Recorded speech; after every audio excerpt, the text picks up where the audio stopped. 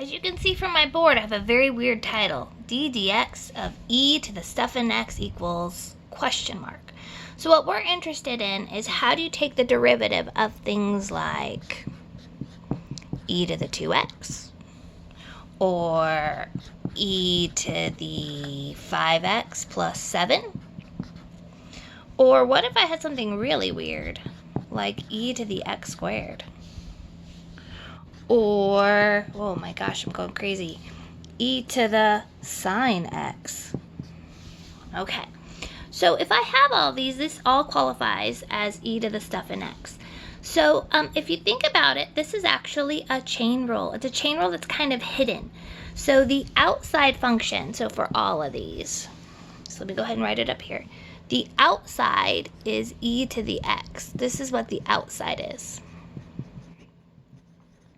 The inside is the new exponent.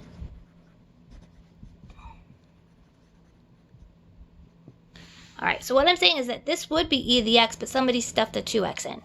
This would be e to the x, but somebody stuffed a 5x plus 7 in. And instead of e to the x, somebody stuffed an x squared.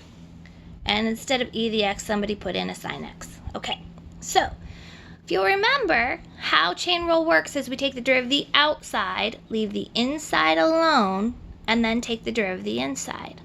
Okay, well, the derivative of e to the x is e to the x. So if I'm taking the derivative of the outside, and I leave the inside alone, what that's going to look like is e to the stuff in x. So let me say that one more time. When I take the derivative of e to the x, I get back e to the x. So since I'm leaving the inside alone, that's why it looks like this. However, the new component is we're going to multiply by the derivative of the stuff down on the ground floor. Okay, so it was floating up here, but when I do this, I'm going to take the derivative down on the ground floor. Okay, so that's my rule. E to anything, I'm going to get, when I take the derivative, e to that stuff times the derivative of that stuff down on the bottom. Okay, so let's go ahead and let me find all these derivatives, but let me clean up my board for just a second. All right, we're going to try and find the derivative of f of x equals e to the 2x. So my rule says that e to anything, I'm going to get itself back. But I have to multiply by the derivative of the exponent. So what's the derivative of just 2x?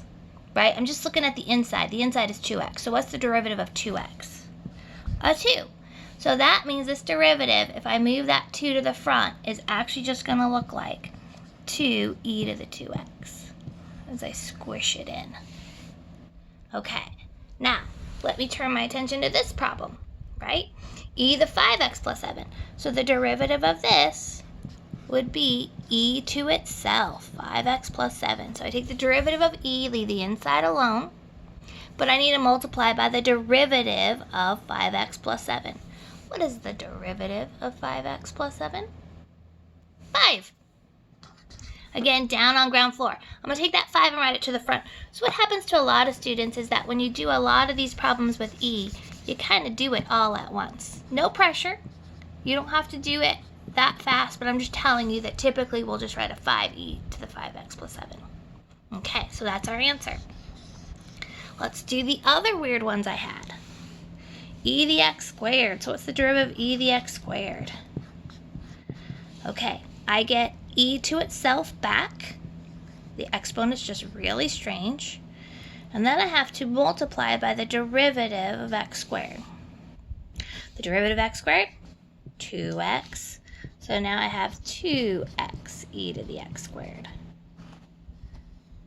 Awesome. And how about that super strange one, e to the sine x? Man, that looks awful. Okay. I get e to itself back, but the derivative of sine, positive cosine. Okay. I still typically will write this in the front, so I would actually probably write this cosine x times e to the sine x. Just because I get so used to writing the stuff that comes at the end at the front. But if you left it that way, that would be fine as well. All right, so we've done quite a few examples involving e to the stuff in x. Good luck.